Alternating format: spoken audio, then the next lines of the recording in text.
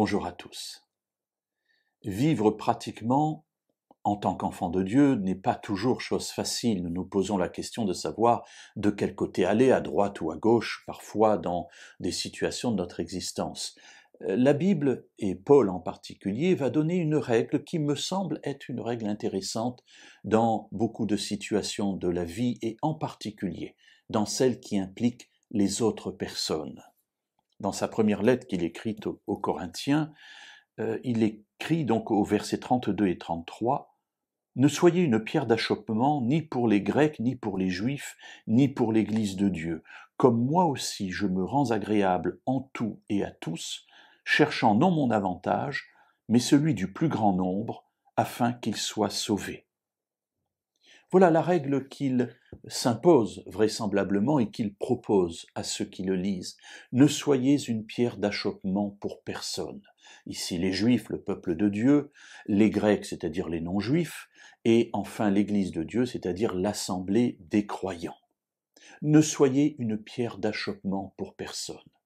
Par nos paroles, par nos actes, par nos attitudes, eh bien, ne soyons pas pour l'autre une occasion de chute, nous dit-il. Et il ajoute, « Comme moi aussi, je me rends agréable en tout et à tous. » Paul recherche, c'est-à-dire que c'est un effort de sa part, ce n'est pas quelque chose de naturel, mais il fait attention afin que sa vie puisse être agréable en tout et pour tout le monde. Quel but poursuit-il ? La fin du verset 33 est là pour nous enseigner là-dessus. « Cherchant non mon avantage, dit-il, mais celui du plus grand nombre, afin qu'ils soient sauvés. » Voilà le but qu'il poursuit dans ses relations interpersonnelles. Il désire que chacun soit sauvé. Et pour cela, la règle qu'il s'impose, c'est eux d'abord, moi ensuite. Il nous le dit, il ne cherche pas son avantage.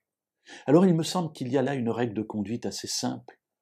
Dans mes rapports avec ceux qui m'entourent, 1, que mon attitude, mes paroles, mes actes ne soient pas là pour les faire tomber.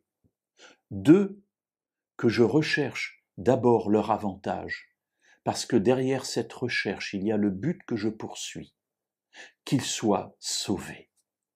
N'est-ce pas là quelque chose à mettre en place dans notre vie ?